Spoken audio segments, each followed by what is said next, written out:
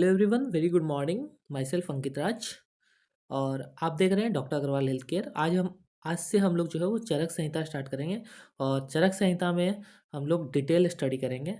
एक lecture already हमारा पड़ा हुआ है चरक संहिता का, लेकिन वो जो है वो समरी है, यानी कि चरक फर्स्ट प्रूफ में, चरक उत्तरार्ध में, पूर्वार्ध में, फर्स्ट प्रूफ में जितने भी चैप्टर हैं उसका वो समरी है, मतलब चैप्टर 1 to 12 है। तो वो उसके लिए है जो मतलब कि एग्ज़ाम के जस्ट पहले जो एग्ज़ाम देने वाला हो तो ये एक आध घंटे में वो पढ़ सकता है, ठीक है। लेकिन आज से हम लोग जो है वो चैप्टर 1 से स्टार्ट करते हैं। चरक सूत्र स्थान दीर्घ जीवितीय अध्याय, ठीक है। चरक सूत्र स्थान दीर्घ जीवितीय अध्याय से हम लोग स्टार्ट करेंगे और इसको हम लोग डिटेलिंग करेंगे, ठीक है। तो सबसे पहले बात करते हैं कि यहाँ पे जो है वो चरक सूत्र स्थान चैप्टर 1 में सबसे पहले ये आता है कि ये श्लोक एक दिया हुआ है, थातो दीर्घ जीवित्य मध्याह्न व्याख्या सामा इतिया अस्महा भगवान आत्रेय। मतलब इस चैप्टर में दीर्घ जीवित्य अध्याय की व्याख्या का करेंगे और इसमें श्यामा भगवान आत्रेय ने क्या शब्द कहा है, ठीक है। अथ सबसे मंगल कर लेने के बाद सर्वप्रथम दीर्घ जीवितीय नामक अध्याय की व्याख्या कर रहा हूँ, ऐसा भगवान आत्रेय ने कहा है, ठीक है। मतलब अथ का मतलब क्या होता है कि मंगल कार्य, ठीक है। तो सबसे पहले क्या करते हैं, कोई भी चीज़ हम लोग शुरू करते हैं तो सबसे पहले हम लोग भगवान का नाम लेते हैं, ठीक है। तो कोई भी चीज़ मंगल कार्य करने के लिए सबसे पहले हम लोग भगवान का नाम लेते हैं। तो इसी में इसमें कहा गया है कि अथातो दीर्घजीवित्यम अध्यायम व्याख्या सामा, मतलब व्याख्या सामा करने से पहले इतिहास महा भगवान रहता है, मतलब भगवान आत्रेय को हम लोग याद कर लें, ठीक है। इसमें देखिए चरक संहिता बहुत वास्ट है, मतलब हर एक प्रत्येक लाइन पढ़ना पॉसिबल नहीं है, मतलब जो हो सकेगा मैं पढ़ा पाऊंगा, मतलब प्रत्येक लाइन इसमें पढ़ना पॉसिबल नहीं है, ठीक है। तो इसमें हम लोग पढ़ते हैं, देखो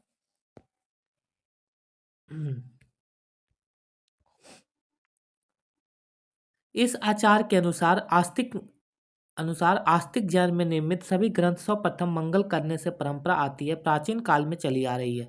पौराणिक युग के पूर्व अथ अथवा ओम से मंगल किया गया है, मतलब ओम यानी कि मंगल, क्योंकि ओकर और अर्थ इन दोनों सबसे मांगलिक माना जाता है, ठीक है। इसको श्लोक को छोड़ते हैं, यहाँ पे आते हैं। अर्थात ओकर और अर्थ सबसे सर्वप्रथम ब्रह्मा के कंठ का भेदन कर, अर्थात उनके मुख के अनायास उच्चारित होने के कारण मांगलिक माने गए हैं। इस नियम अनुसार इस संहिता का अर्थ शब्द मंगल से लिया गया है। और भी देखा जाता है कि तत्काल में निर्मित ब्रह्मा सूत्र या उसके पूर्व ब्रह्मांड ग्रंथों में अथ सबसे ग्रंथ का प्रारंभ किया गया है, जैसे अथातो ब्रह्म जिज्ञासा, ठीक है। मतलब कहना ये चाह रहा है कि अथ अथ शब्द का यहाँ पे इंपॉर्टेंट है, अथ यानी कि मांगलिक कार्य, ठीक है। अथ शब्द का अर्थ मांगलिक होता है, होते हुए यहाँ बाद का भी अर्थ बतलाता है, जैसे कि अथ शब्द। इसमें यह स्पष्ट है कि अग्निवेश आदि शिष्यों के पूछने पर ही भगवान आत्रेय ने आयुर्वेद का उपदेश दिया। अथ मंगल से यह स्पष्ट है कि यह संहिता पौराणिक काल के में रची गई है। चरक संहिता जो है वो पौराणिक काल की है, क्योंकि पौराणिक युग में गणेश आदि देवता की वंदना पाई जाती है। इसके पूर्व अर्थ में मंगल की कामना की गई है। यहाँ अथ सबसे यह स्पष्ट कर दिया गया है कि उत्तम कुल, शील, शौच, आचार, विनय आदि से संपन्न शिष्यों को अपनी प्राणी मात्र की दीर्घायु की इच्छा से भगवान आत्रेय के सामने इस वृत्त को प्रश्न के रूप में उपस्थित किया है। मतलब यहाँ पे ये मांगलिक चीजें, उत्तर काल, शील, अच्छा सोच, अच्छा आचार, किसी के साथ अच्छा व्यवहार, ये बताया गया है। तो ये सब चीजें जो है वो पुराने ग्रंथ में जो जो चीजें दी हुई थी उसमें बताया गया है, ठीक है। इस प्रकार दीर्घ जीवन की इच्छा से अग्निवेश आदि शिष्यों ने शिष्टाचार पूर्वक प्रश्न करने पर भगवान आत्रेय पुनर्वसु ने आयुर्वेद का उपदेश दिया। एक्चुअली क्या हुआ था कि आयुर्वेद का अवतरण जो है वो सबसे पहले ब्रह्मा, दक्ष प्रजापति, अश्वनी कुमार, इंद्र, इसमें जो है सीक्वेंस दिया गया है। तो उस भगवान आत्रेय ने पुनर्वसु ने जो है वो आयुर्वेद के उपदेश दिया है, ठीक है। सर्वप्रथम दीर्घ जीवितीय अध्याय नामक अध्याय का प्रारंभ किया। सबसे पहला चैप्टर जो है चरक सूत्र स्थान चैप्टर 1 दीर्घ जीवितीय अध्याय, ठीक है। मैं इसको हाईलाइट कर देता हूँ, दीर्घ जीवितीय अध्याय जो है वो चैप्टर 1 है, प्रारंभ किया है, क्योंकि यह बतलाया जाएगा कि मनुष्य के जीवन काल में 3 स्नाएं होती हैं। MCQ यहाँ पे पूछा जाता है कि स्नाएं कितनी होती हैं, तो स्नाएं 3 होती हैं। वो स्नाएं कौन कौन से होती हैं? वो स्नाएं होती हैं प्राण स्ना, धन स्ना और परलोक स्ना। प्राण मतलब जीवन के लिए प्राण ज़्यादा जरूरी है, लाइफ। धन मतलब पैसा, और परलोक यानी कि मोक्ष की ऐसा, ठीक है। क्योंकि प्राण के अभाव में सभी इच्छाओं का अभाव हो जाता है। अगर जीवन ही नहीं है तो सब चीज़ लेके क्या करेंगे? पैसा, दौलत, सारी सुविधाएं, गाड़ी बंगला लेके क्या करेंगे? तो प्राण ही नहीं है तो सभी चीज़ नहीं रह पाएगा, ठीक है। इसलिए दीर्घ जीवित्य प्राप्त करने के लिए ऋषियों ने आयुर्वेद का उपदेश सुनना चाहा, और भगवान आत्रेय ने उसी का प्रथम उपदेश दिया। यहाँ आयु शब्द का अर्थ युग के अनुसार होने वाले आयु प्रमाण को बोधन है, क्योंकि जीवित और आयु यह दोनों एक एकार्थवाचक है। शरीर, इंद्रिय, मन और आत्मा का संयोग स्वरूप कहलाता है, ठीक है। यहाँ पे देखिए बताया गया है कि इंद्रियादि संपन्न शरीर और आत्मा के संयोग से एक विशिष्ट काल, जिसे हम लोग क्या कहते हैं? आयु कहते हैं। यह आयु प्रमाण यद्यपि सतयुग पुरुष मतलब यानी कि 100 वर्ष पुराना मनुष्य की आयु मानी जाती है, उसको हम लोग क्या कहते हैं? सतयुग पुरुष। ऐसा कुछ लोग का कथन है पर उचित नहीं मालूम पड़ता, क्योंकि विधान स्थान के दूसरे विमान स्थान है ना, ये वी मतलब विमान ऐसा स्थान, ठीक है। ये विमान स्थान लिखा, विमान स्थान के द्वितीय अध्याय में सतयुग के मनुष्य को 400 वर्ष, और त्रेता में 300 वर्ष, और द्वापर में 200 वर्ष, और कलयुग में 100 वर्ष पुराना बताया गया है, ठीक। मतलब कि त्रेता में मनुष्य, सतयुग जब सतयुग था तो 400 वर्ष, त्रेता मतलब जिसमें कौन आए थे? राम आए थे ना, तो त्रेता में 300 वर्ष, द्वापर में भगवान कृष्ण आए थे तो 200 वर्ष, और कलयुग अभी जो चल रहा है वो कलयुग है, घोर कलयुग। उसके अनुसार तथा भगवान व्यास ने पुरुषाः सर्व सिद्धांत सत्युते कृत्य कृतयुग के 400 वर्ष का आयु मानी है। मतलब ये चीजें बताया गया है कि पुराने ग्रंथों में क्या क्या चीजें वर्णन किया गया, मतलब वो उतना इंपॉर्टेंट नहीं है, ठीक है। यहां से बात करते हैं। इसलिए यह अधिक दिन जीने की इच्छा का तात्पर्य योगानुसार पूर्ण आयु को प्राप्त करना है, क्योंकि पुरुष धर्म, अर्थ, काम और मोक्ष, इन 4 पुरुषार्थ होते हैं। क्या क्या होते हैं पुरुषार्थ? धर्म, अर्थ, काम और मोक्ष। ये चतुर्थ पुरुषार्थ को प्राप्ति के लिए भिन्न भिन्न युगों को अवतरण होता है। एक युग आया, फिर अगला साल, फिर अगले जीवन, फिर अगला जीवन, बोलते हैं एक नया जीवन। उस पुरुषार्थ चतुष्ट की प्राप्ति के लिए, पुरुषार्थ चतुष्ट क्या है? धर्म, अर्थ और काम और मोक्ष, ठीक है। कि दीर्घ जीवन के बिना कथमपि संभव नहीं हो सकता। इसलिए प्रथम अध्याय के पुरुषार्थ चतुष्ट प्राप्ति के लिए दीर्घ जीवित्य का उपदेश दिया गया है। इस ग्रंथ में सूत्र, निदान, विमान, शरीर, इंद्रिय, चिकित्सा और कल्प और सिद्धि है, जहाँ के 8 स्थान है। MCQ आपसे पूछा जा सकता है। MCQ क्या पूछा जा सकता है कि सूत्र स्थान में कितने चैप्टर हैं, निदान स्थान में कितने चैप्टर हैं, विमान स्थान में कितने चैप्टर, चैप्टर यानी कि अध्याय, ठीक है। तो कितने स्थान? तो 8, निदान में 8, विमान में 8, शरीर में 8, इंद्रिया में 12, चिकित्सा में 30, कल्प और सिद्धि में 12-12, ठीक है। इनमें सब प्रथम सूत्र स्थान आता है। सूत्र स्थान में कितने चैप्टर है? 30। चरक सूत्र स्थान में कितने चैप्टर है? 30। सूत्र स्थान का उपदेश दिया गया है। सूत्र स्थान का अर्थ है आयुर्वेदीय सभी विषयों को सूचित करने वाला स्थान, या आयुर्वेद के तंत्र को प्रतिपादित विषयों के रूप में माला की तरह सूत्र कर गूंथने वाला। सूत्र मतलब एक माला होता है, माले में मोतियां गुथी हुई होती है, उसी तरह 300 अध्याय का वर्णन इस सूत्र स्थान में किया गया है। अर्थात इस सूत्र स्थान के संपूर्ण संहिता में बतलाए गए विषयों को गूंथ कर सूचित करने के लिए सुरक्षित किया गया है। मतलब चरक संहिता, पूर्वाध और उत्तराध में जितनी चीज यहाँ पढ़ेंगे, सब की थोड़ा थोड़ा थोड़ा थोड़ा थोड़ा थोड़ा जो है वो सूत्र स्थान में दिया गया है, मतलब 300 चैप्टर में, ठीक है। जैसा कि ये छोड़ दीजिए, नीचे हम लोग आते हैं। जो थोड़े अक्षर होते हुए भी अर्थों को बतलाए उसे सूत्र कहते हैं। सूत्र किसे कहते हैं? जो थोड़ा भी हो और उसका अर्थ बतलाए उसे क्या कहते हैं? सूत्र कहते हैं। इस अनुसार सूत्र स्थान में थोड़े से शब्दों का संपूर्ण आयुर्वेदिक विषय प्रतिपादित किया गया है। सभी प्रकार के ग्रंथों को अनुबंध, चतुष्क, अविधेय, प्रयोजन, संबंध, अधिकारी, इन चारों का निर्देश क्रम आवश्यक होता है। मतलब किसी चैप्टर को अगर पढ़ रहे हैं आप, तो उसमें क्या क्या होना चाहिए? अभिधेय होना चाहिए, प्रयोजन उसका क्या है, संबंध क्या है और अधिकारी क्या है, ठीक। अविधेय स्वरूप के फल ज्ञान से होता है। अविधेय मतलब कि जो फल न होने से मंद उद्योग वाले पुरुष पुरुष छोटे ग्रंथ का श्रवण आदर करते हैं। ये सब चीज़ें आप पढ़ना, ठीक है। मतलब ये इंपॉर्टेंट नहीं है, ये मतलब उसके हिसाब से आपको दिया गया है कि क्या क्या चीज़ें हैं और क्या क्या चीज़ें नहीं है, ठीक। हम लोग आगे बढ़ते हैं, हम लोग वो नहीं देखेंगे। यहाँ पे एक चीज़ आती है, मैं आपको बता रहा हूँ, भेषज चतुष्क क्या होता है।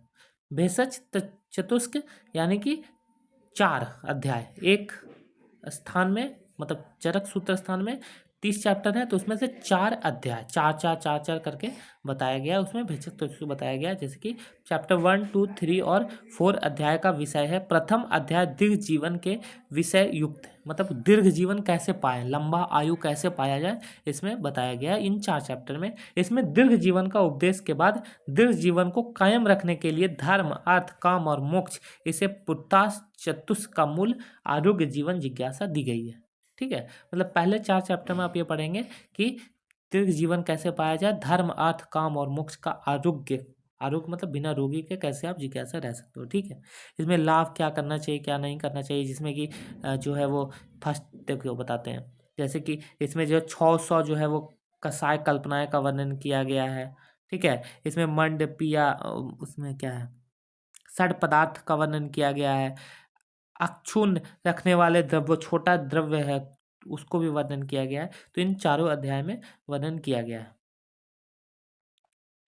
फिर देखो पहला ये चार, फिर उसके बाद आता है स्वास्थ्य चतुष्क, निर्देश चतुष्क। स्वास्थ्य चतुष्क मतलब स्वास्थ्य के बारे में, इसमें चैप्टर, फिर नेक्स्ट चैप्टर हो जाएगा। देखो पहले चार चार के चैप्टर बांट लो, चैप्टर 1 to 4, फिर 4 to 8, 8 to 4 to 8 कह रहे हैं, सॉरी, 5 to 9, 5, 6, 7, 8, 5 to 8, ठीक है। 9, 10, 11, 12, 9 से 12, 9 से 12 देखो यहाँ दिया होगा। पहला जो है वो क्या है, भेषज चतुष्क है, जिसमें 1 से 4 चैप्टर है। दूसरा क्या है, स्वास्थ्य चतुष्क है। दूसरा क्या है, स्वास्थ्य चतुष्क है, जिसमें कि चैप्टर 5, 6, 7, 8 है, फिर 4 चैप्टर आ गया। फिर निर्देश चतुष्क है, इसमें 9 से लेकर के 12 चैप्टर आ गया। कल्पना चतुष्क है, माने कि 13 से लेकर के 16, 13, 14, 15, 16, 4 चैप्टर हो गया। फिर 17, 18, 19, 20, देखो 17 से लेकर के 20 चैप्टर जो है रोज चतुष्क में आता है, मतलब इसमें रोगी के बारे में बताया गया है। फिर 21 से लेकर के 24 तक योजना चतुष्क बताया गया है। फिर 24 से लेकर के कितना, 28 तक, 24, 25, 26, 27, 27 तक जो है अन्य पान कैसे, क्या खाएं क्या ना खाएं। और लास्ट में 29 और 30 चैप्टर जो है वो संग्रह विधि बताया गया है। तो ये चरक सूत्र स्थान में आपसे पूछ सकता है कि कितने चतुष्क हैं, मतलब कितने अथी बताए गए हैं, तो 8 है, ठीक। ये आपसे पूछ सकता है सवाल, ठीक है। उसके बाद हम लोग यहाँ से ओरिजिनल अब चरक संहिता स्टार्ट होता है कि आयुर्वेद का इतिहास क्या है, आयुर्वेद का अवतरण क्या है। तो जैसा कि आप लोग पढ़े होंगे कि सबसे पहले ब्रह्मा, फिर दक्ष प्रजापति, फिर अश्वनी कुमार, फिर इंद्र, ऐसे करके आयुर्वेद का अवतरण दिया गया है, क्या है ना। आयुर्वेद का अवतरण जो है वो सबसे पहले ब्रह्मा, दक्ष प्रजापति, अश्वनी कुमार, इंद्र, भारद्वाज, अलग अलग, मतलब आगे बढ़ते हैं तो हम लोग जानेंगे। और देखिए इसमें हम लोग देखते हैं, भरद्वाज का इंद्र का यह गमन, कठोर तपस्या करने वाला, दीर्घ जीवन की इच्छा रखता हुआ और भरद्वाज ऋषि इंद्र को शरण समझकर, अर्थात जो उनके शरण में जाता है उसकी रक्षा करना अपना कर्तव्य समझते हैं और वे कष्ट को दूर करने में समर्थ हैं, ये इंद्र के पास गए। कौन गया इंद्र के पास? देखो इसमें क्या बताया गया है कि कठोर भगवान भरद्वाज जो है वो इंद्र के यहाँ गए, ठीक है। कौन गया इंद्र के पास? भरद्वाज।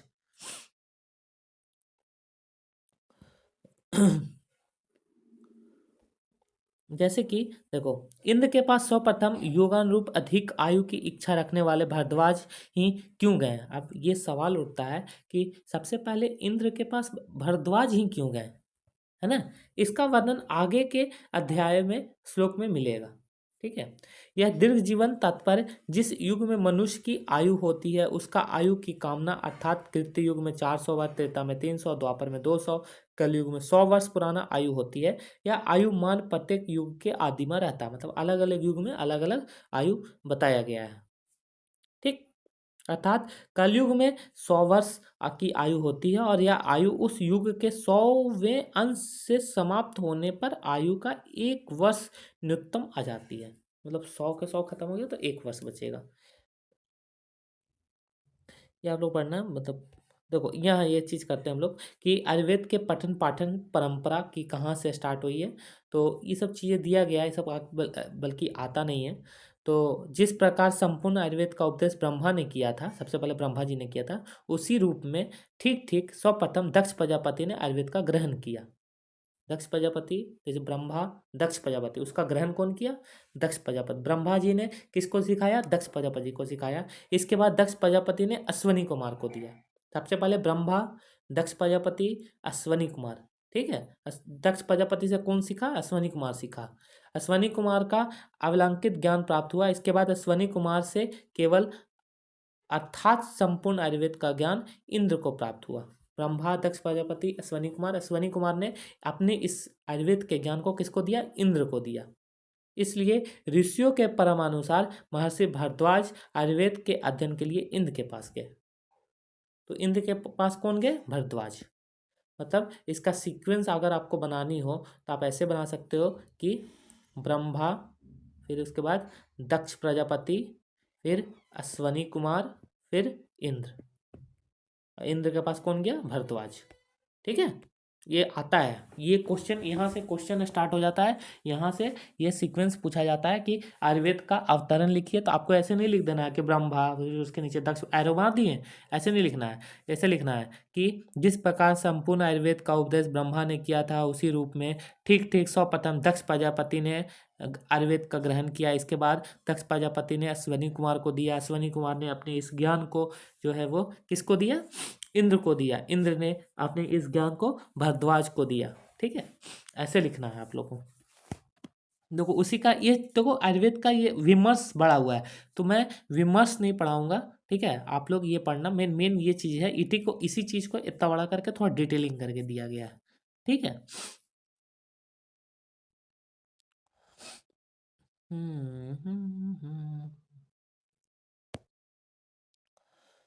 अब कहते हैं, यहाँ से एक एमसीक्यू आता है कि महर्षियों के एकत्र होने का कारण। आयु पर्यंत तपस्या, उपवास, अध्ययन, ब्रह्मचर्य व्रत करने वाले देहधारी महर्षियों समुदाय के लिए विसंग अथवा तपस्या आदि करने वाले पामजन मनुष्य का विदग्ध, अतः जिससे सिद्ध रोग जब उत्पन्न हो जाए तो प्राणधारी पर दया भाव को आगे का पुण्य कार्य करने में महर्षि गण ने हिमालय पर्वत, ये इंपॉर्टेंट है, कौन सा पर्वत? हिमालय पर्वत। ठीक है। ये याद रखना, इंपॉर्टेंट है। मैं फिर से बोल रहा हूँ, मैं रेड से कर देता हूँ। ये हिमालय पर्वत इंपॉर्टेंट रखना है, याद रखना है। ठीक है। कहाँ घोषणा होती, कहाँ सबकी एक वो हुआ था, महर्षि लोग कहाँ जमा हुए थे? हिमालय पर्वत पर। ये एमसीक्यू में आएगा। ठीक। नेक्स्ट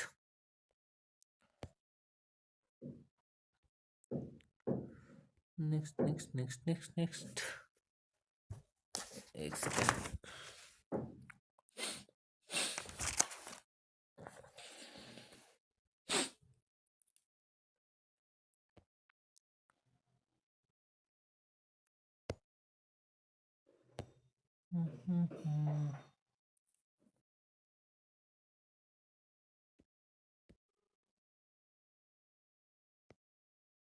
इसमें ये भी पूछ लिया जाता है कि ऋषियों की संख्या कितनी थी?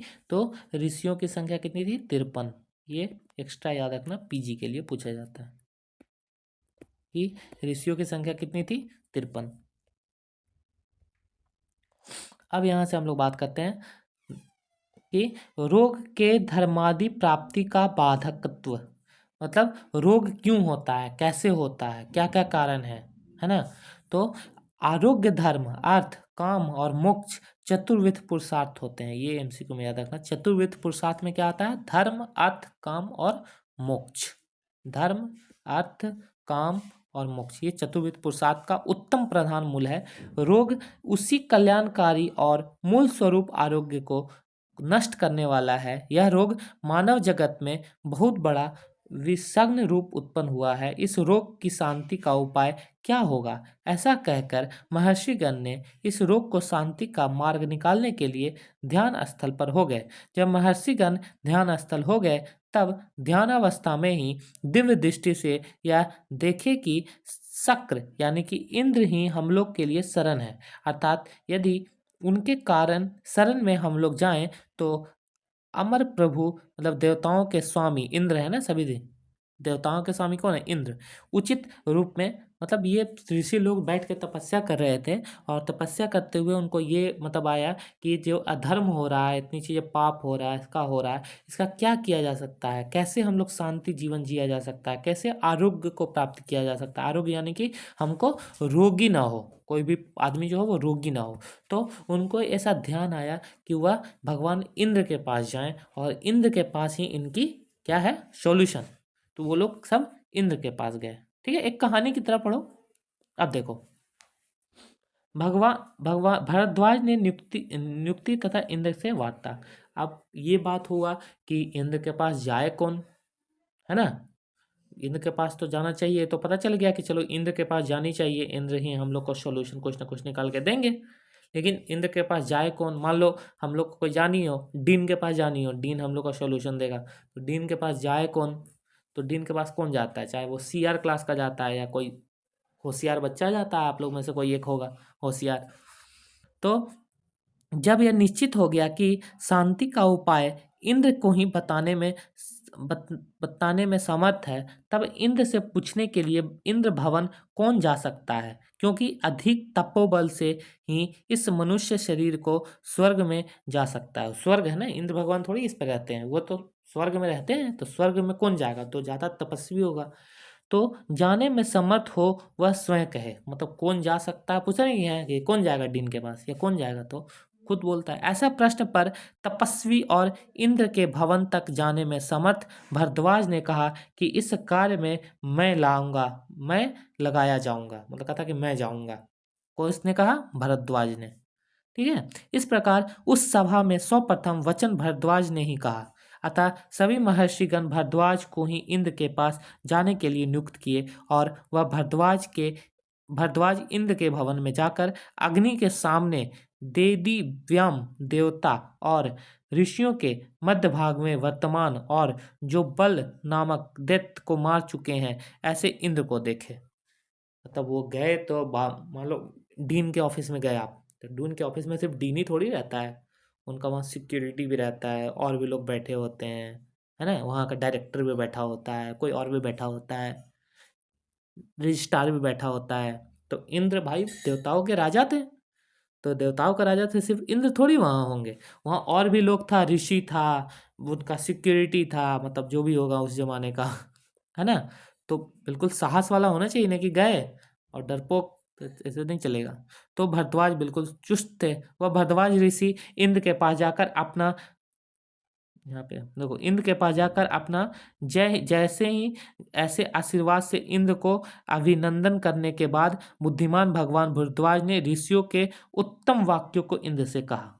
तब सबसे पहले जो है भगवान अभिनंदन किया, आशीर्वाद लिया उनका भगवान इंद्र का, उसके बाद कहा कि ये सब दिक्कत है, सभी जीवनधारियों के लिए भय देने वाले रोग उत्पन्न हो गए हैं। उन्होंने कहा कि जितने भी जीवन दे रहे हैं उनको भय उत्पन्न हो गया है। अतः हे प्रभु, अतः ये हे अमर प्रभु, उचित रूप में उन रोगों की शांति का उपाय मुझे कहिए। मतलब जो रोग इतने फैल गए हैं उनके शांति का उपाय, उनके लिए कोई सॉल्यूशन आप बताइए मुझे। तब इंद्र ने भरद्वाज को परम बुद्धिमान समझकर थोड़े ही शब्दों के द्वारा संपूर्ण आयुर्वेद का शुद्ध रूप संक्षिप्त रूप में उपदेश दिया। तब इन्होंने जो है, किसने? भगवान इंद्र ने किसको? भरद्वाज मुनि को बिल्कुल ज़्यादा डिटेल में नहीं, शॉर्टकट में, मतलब कम ही शब्दों में उन्हें समझाया। और क्या बताया उन्हें? आयुर्वेद के शुद्ध रूप संक्षिप्त रूप में उपदेश दिया, बढ़िया से उनको बताया कि क्या कैसे क्या करना है। वह कौन सा उपदेश है, इन निम्न श्लोकों से समझिए। अब आगे जो श्लोक है वो श्लोक कौन सा, उन्होंने क्या बताया। ठीक है, इंद्र भगवान ने भरद्वाज मुनि को ऐसा क्या बतलाया कि मतलब जो लोगों के जो अशांति फैला हुआ था, है ना, उसको रोग जो आरोग्य लोग हो रहे थे, आरोग्य लोग हो रहे थे, मतलब इतने रोगी जो रोग लोग जो हो रहे थे, उनको कैसे ठीक किया जा सकता है। तो उन्होंने एक क्या बताया, सूत्र बताया, उन्होंने क्या बताया, श्लोक बताया। तो ये श्लोक हम पढ़ते हैं और ये श्लोक पेपर में आता ही आता है। तो आप लोग इस पर ट्रिपल स्टार लगा लीजिएगा, इस श्लोक रट लीजिएगा। पहला श्लोक मैं जो बता रहा हूँ वो आप ये पढ़ लीजिएगा, मतलब रट लीजिएगा। ये कौन सा श्लोक है, ये याद होना ही चाहिए, ये श्लोक सभी को याद होना चाहिए। हेतुलिंग औषधम ज्ञानम स्वस्थ आतुर परायणम त्रिसूत्रम शाश्वतम पुण्यम बुद्धे यापितमः। ठीक है, ये श्लोक सभी को याद होना चाहिए। ये श्लोक बहुत इंपॉर्टेंट है, अब पेपर में आता ही आता है 5 मार्क्स में। ठीक है, तो कैसे आता है मैं आपको बताता हूँ। पहले श्लोक का हिंदी कर देता हूँ, क्या है कंटेंट। मेरे हिसाब से आप लोगों को क्लियर है नहीं है मुझे नहीं पता, बट आप कमेंट सेक्शन में मेंशन कीजिएगा, मतलब बताइएगा कि और स्पष्ट होना चाहिए या फिर ठीक है चल जाएगा, क्योंकि मुझे नहीं लगता इससे स्पष्ट और हो पाएगा, है ना। तो देखते हैं, यहाँ पे बताइए त्रिसूत्र क्या बताया गया है। त्रिसूत्र यानी कि त्रिसूत्र यानी कि तीन चीजें, तीन चीजें क्या क्या, तीन चीजें क्या क्या, हेतु, लिंग और औषध। औषध यानी कि दवाई, जो ड्रग्स, हेतु, लिंग और औषध। सबसे पहले श्लोक पढ़ना मैं आपको सिखाता हूँ। हेतु लिंग औषधम ज्ञानम, संस्कृत वाली, मतलब मैं रामा की बात कर रहा हूँ। चारू मैम को आप बोलिएगा कि संस्कृत अच्छे से पढ़ाएं, क्योंकि अगर संस्कृत आपने अच्छे से नहीं पढ़ा तो हमारी तरह श्लोक अच्छे से तोड़ नहीं पाओगे है ना, इसलिए संस्कृत को बिल्कुल हल्के में ना लें। हेतुलिंग, हेतुलिंग, लिंग को ग है, अब ये औ है तो हेतुलिंग औषधम ज्ञानम, हेतुलिंग औषधम ज्ञानम स्वस्थ आतुर परायणम, स्वस्थ ये आ हटा दिए तो आतुर परायणम त्रिसूत्रम शाश्वतम पुण्यम बुबदे या पितामह। यानी कि स्वस्थ और आतुर, आतुर मतलब कि रोगी, जिसको रोग हुआ है, रोग नहीं रोगी, मतलब कोई रोग हमको हो गया तो हम रोगी हैं। ठीक है, तो उसको क्या बोलते हैं, आतुर बोलते हैं। तो स्वस्थ और आतुर के लिए उत्तम मार्ग बताने वाला हेतु, हेतु क्या होता है, निदान, काउज। किसी भी मान लीजिए हमको कुछ हुआ तो उसका कारण क्या है, काउज क्या है, हेतु मतलब काउज। लिंग यानी कि लक्षण, साइन एंड सिम्टम। और औषध, औषध यानी कि दवाई। तीन चीजें बताया, क्या क्या बताया। हेतु, मान लो किसी को बुखार आया, तो बुखार क्यों आया, है ना, कारण, काउज। लिंग, बुखार है तो गर्म देखेंगे ना टेम्परेचर, हाँ हीट है, पित्त बड़ा है, उष्ण है, हाँ, ठीक है। तो हेतु लिंग और औषध, फिर दवाई देंगे। तो हेतु लिंग औषधम ज्ञानम स्वस्थ आतुर प्रायणम त्रिसूत्रम शाश्वतम पुण्यम बुबदे या पितामह, यह त्रिसूत्र कहलाता है। क्या कहलाता है, त्रिसूत्र। आपसे अगर कोई पूछ ले कि त्रिसूत्र बताओ तो आप लोग को क्या बोलना है, हेतु लिंग औषधम ज्ञानम स्वस्थ आतुर प्रायणम त्रिसूत्रम शाश्वतम पुण्यम बुबदे या पितामह। और रेफरेंस भी बतानी है, चरक सूत्र स्थान चैप्टर 1 का 14th श्लोक है। ठीक है, एक सेकंड रुक जाओ, जस्ट ए सेकंड, मैं अपना बुक्स भी खोल लूँ। आ गया। तो हेतुलिंग औषधम ज्ञानम स्वस्थ आतुर प्राणम त्रिसूत्रम शाश्वतम पुण्यम बुद्धे या पितामह, चरक सूत्र स्थान चैप्टर 1 का 24 नंबर श्लोक है। ठीक, हिंदी पढ़ना सीख जाओ। तो इसमें क्या कहा गया है कि हेतु तीन चीजें हैं, हेतु लिंग और औषध, यानी कि ये त्रिसूत्र है। हेतु मतलब काउज, लिंग मतलब लक्षण, और औषध यानी कि दवाइयाँ। पुण्य देने वाला, जिस आयुर्वेद को ब्रह्मा ने स्वयं जाना था उसे त्रिसूत्र आयुर्वेद कहते हैं। सभी को नेक्स्ट लेक्चर में ये श्लोक याद कर लेना कि त्रिसूत्र क्या होता है। सीधा पेपर में आएगा क्वेश्चन, 5 मार्क्स में आएगा ये कि त्रिसूत्र क्या है। ये लिख देगा त्रिसूत्र। तो सबसे पहले आप लोग को श्लोक लिखना है। श्लोक क्या लिखना है? हेतुलिंग औषधम ज्ञानम स्वस्थातुर प्राणम त्रिशुत्तम शाश्वतम पुण्यम बुभदेया पितामह चरक सूत्र स्थान। ये लिखा कैसे जाता है मैं आपको लिखना बता रहा हूँ। ये देखिए ऐसे लिखा जाता है, चरक सूत्र स्थान, सूत्र स्थान। ठीक है, ये नहीं लिखोगे तभी सूत्र स्थान चैप्टर 1, पहले 1 लिखते हैं उसके बाद 24, ऐसे भी लिख सकते हो। ठीक, ठीक है ना, ठीक है ना। कोई इशू होगा आप कमेंट सेक्शन में बोलिएगा, मैं आपके लिए फिर से लेक्चर रिकॉर्ड करूँगा। मतलब जो डाउट होगा आपका उसका मैं सॉल्यूशन नेक्स्ट वीडियो में बताने की कोशिश करूँगा। देखो मैं पहले बता दे रहा हूँ, मैं पूरा नहीं पढ़ पाऊँगा। चरक संहिता छोटी सी किताब नहीं है, ठीक है। मैं एक एक लाइन पढ़ूंगा, एक एक लाइन पढ़ूंगा तो पता है चरक सिर्फ फर्स्ट चैप्टर के कम से कम 10 लेक्चर होंगे। आप लोग कहोगे बॉस 10 लेक्चर तो ज़्यादा हो जाएगा, एक घंटे की होगा, ठीक है। तो मैं ज़्यादा टाइम नहीं लूँगा, थोड़ा थोड़ा पढ़ेंगे, थोड़ा सा और पढ़ेंगे, ठीक है। फर्स्ट लेक्चर उतना लंबा नहीं होगा, थोड़ा सा पढ़ो फिर देखो कैसा लगता है। तो आज हम लोग त्रिसूत्र पढ़ लिए कि त्रिसूत्र होता क्या है। तो वो क्या होता है? हेतुलिंग औषधम ज्ञानम स्वस्थातुर प्राणम त्रिशुत्तम शाश्वतम पुण्यम बुभदेया पितामह। ये श्लोक सभी को याद होना चाहिए। 5 मार्क्स का एक क्वेश्चन है और बहुत इंपॉर्टेंट है, आता ही आता है, ठीक है। मैं ये भी बताते जाऊँगा कि क्या क्या इंपॉर्टेंट आता है क्या नहीं आता है। देखो यहाँ पे हम लोग एक, जब तक हम लोग ऐसे इसको लास्ट में देखेंगे, लेकिन अभी भी हम लोग देख लेते हैं कि त्रिसूत्र आयुर्वेद में क्या आता है। हेतु सूत्र, लिंग, हेतु लिंग और द्रव्य यानी कि औषध, ठीक है। यही मेन चीज़ें 3 आते हैं। आगे का आगे हम लोग बताएंगे, पढ़ेंगे, ठीक है। तो आज के फर्स्ट लेक्चर में हम लोग इतना ही पढ़ते हैं, ठीक है। मतलब हम लोगों ने आज 2-3 चीज़ें देखा है। एक क्वेश्चन यहाँ पे ये आता है कि आयुर्वेद का अवतरण लिखिए। तो सबसे पहले ब्रह्मा दक्ष सब प्रथम ब्रह्मा, आयुर्वेद के ज्ञान को ब्रह्मा ने भगवान ब्रह्मा ने दक्ष प्रजापति को दिया। ऐसे ब्रह्मा दक्ष प्रजापति अश्वनी कुमार, फिर अपने इस ब्रह्मा दक्ष प्रजापति ने अपने इस आयुर्वेद के ज्ञान को अश्वनी कुमार को दिया। ब्रह्मा दक्ष प्रजापति अश्वनी कुमार इंद्र, ठीक है। ऐसे उसके फिर पुत्र थे भरद्वाज। इंद्र ने किसको दिया? भरद्वाज के। अब भरद्वाज फिर आगे सीक्वेंस है ना।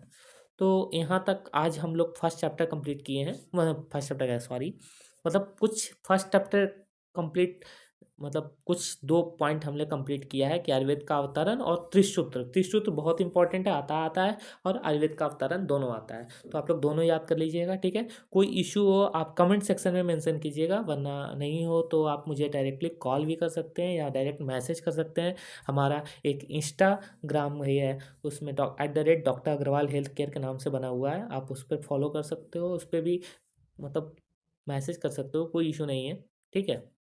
तो लेट्स, अगर आपको ये वीडियो अच्छा लगा हो तो आप सब्सक्राइब कीजिए। जो आपके फ्रेंड्स हैं जिनको चरक पढ़ने में दिक्कत हो रही है तो उनको आप शेयर भी कीजिए। Okay, thank you.